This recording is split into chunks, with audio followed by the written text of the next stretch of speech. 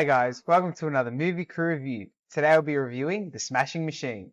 The movie stars Dwayne Johnson, Emily Blunt, and Ryan Brady. So, based on the documentary coming out in 2002 by the same name, we follow Mark Kerr as he goes on a downward spiral from the top of his career and starts this ultimate journey to recover from opioid use. So, we're going to get into the review today, and Cameron's going to start us off. Yeah, I thought this would be more of a biopic sort of fighter movie, but yeah, like John says, it follows sort of a documentary sort of type. It's really on the span of 4 years or 3 years, whatever it is. And I thought what the movie did really well was just explain the time period it was and throw you in there. Like it's the infancy of the UFC and sort of that time period and just explaining quickly, not really giving you a background of Mark Kerr, but just sort of you just follow him and it really does hit the ground running in that sense. I mean, Dwayne Johnson really for me was amazing. I mean, I've never seen Dwayne Johnson act like this, and I thought he did a phenomenal job. I really think he actually finally acts. I think now everything I've seen him, he's been just The Rock, and yeah, I'm not a huge fan of all those movies, but sort of you know what you're going to get when you go watch those movies. But I'm happy to say that this is probably Dwayne Johnson's first acting really performance for me, not being The Rock. But I think what really helped was he was really this character and didn't really look like The Rock. I mean, they did a great job of how he looked like close to Mark Kerr. And so I think that really helped with this performance. But I mean, he was really emotive and every scene he was in, I could really feel the emotions portrayed through. I mean, Emily Blunt going off him was really well done. I thought their chemistry was really, really good. And I did enjoy how they shot all the fights, all the matches, how the camera's never in the ring. So it really makes it feel like you're watching the match. But the sound design in this movie was really good. I mean, every punch that gets thrown and impacts was just brutal. I mean, you can just hear the crunching of the bone, and it's not overdone. It's very simplified, but it's it's there, and it really does really emphasize the point of it being real. I think that was done really well. The soundtrack was really well done with all the actual songs in it.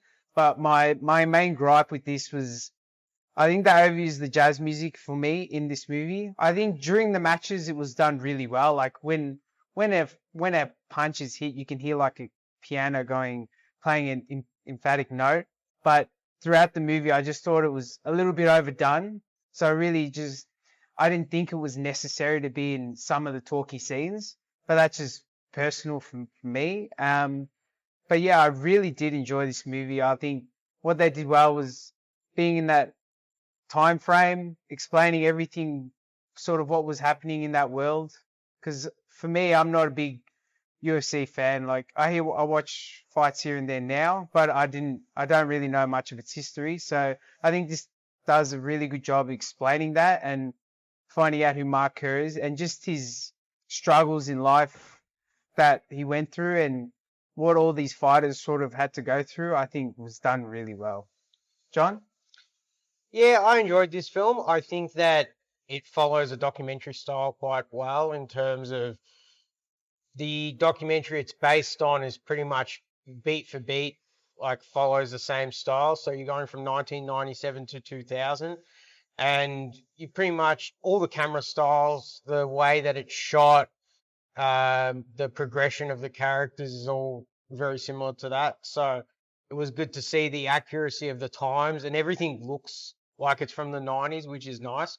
I think that the prosthetic work for The Rock was probably for me, the best like prosthetic work that I've seen, because other than the voice, you really lose him in the character, and he's really done a good job. This is probably his best acting role to date, I would say. I know he's a bit more of like the blockbuster and like bigger roles, so I think that he's like got the emotion side down pat, and the mannerisms and the way that Mark Kerr is in the documentary, he really captures that, especially like in the scenes where he's like getting very emotional and crying.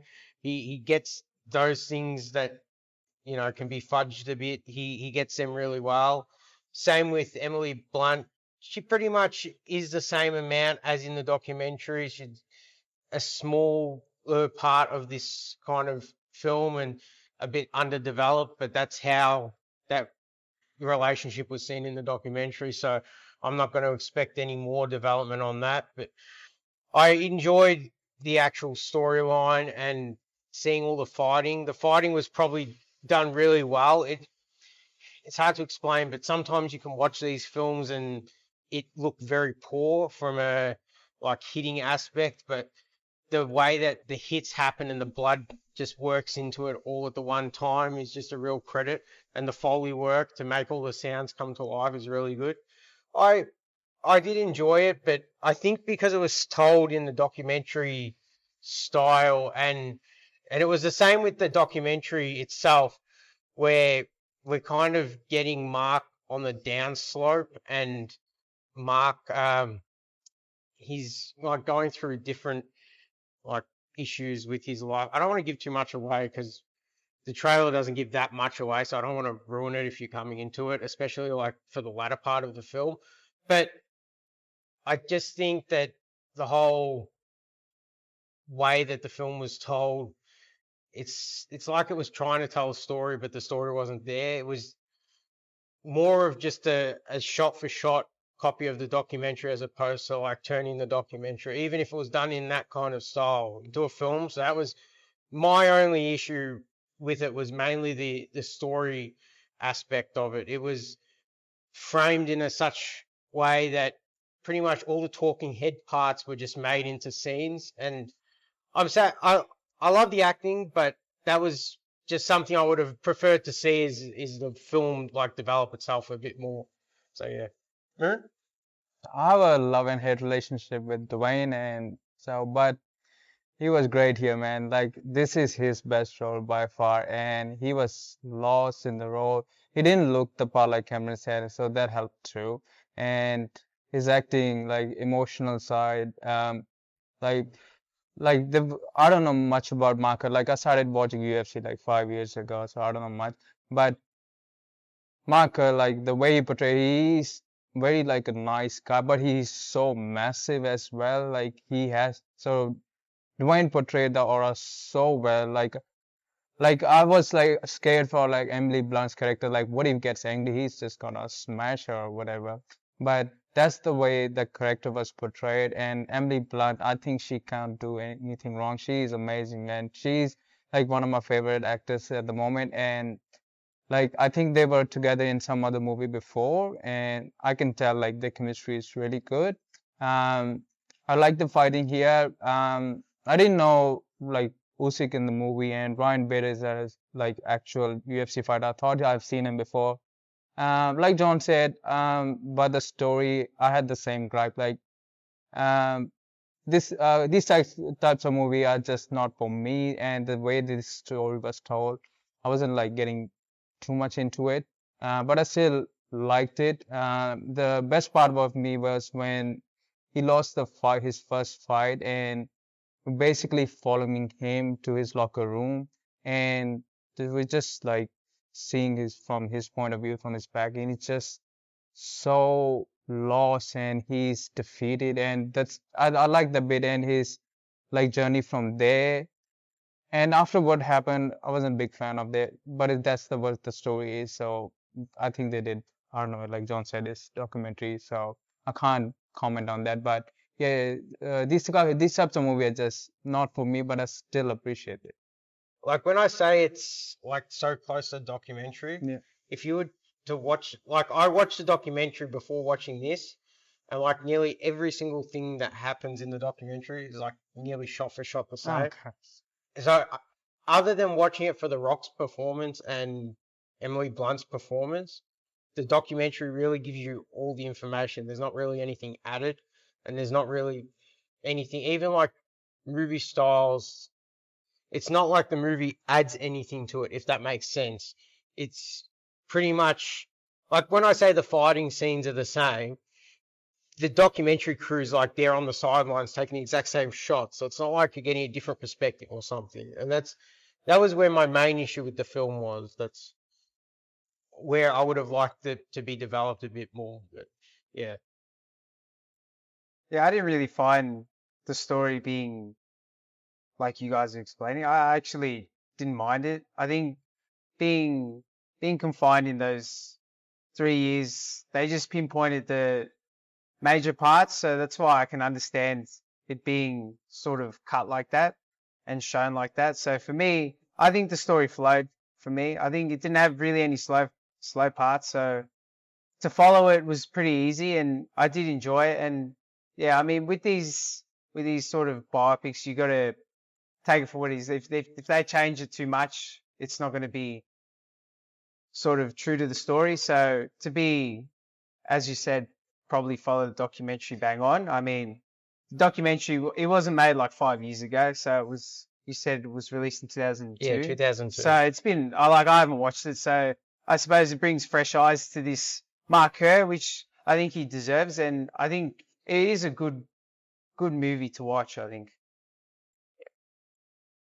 think the fighters as well, like the real fighters, like Moon said, like Usyk and Bader, I think Yeah. they did really good jobs. Like Like especially Ryan Bader, I think he did amazing. I would not know he was a fighter. I think he really portrayed that best friend sort of bromance that they had really well. I think their chemistry was another standout. I think what they did show really well in this movie as well was camaraderie the fighters have and the respect they have to each other, even after he lost and yeah.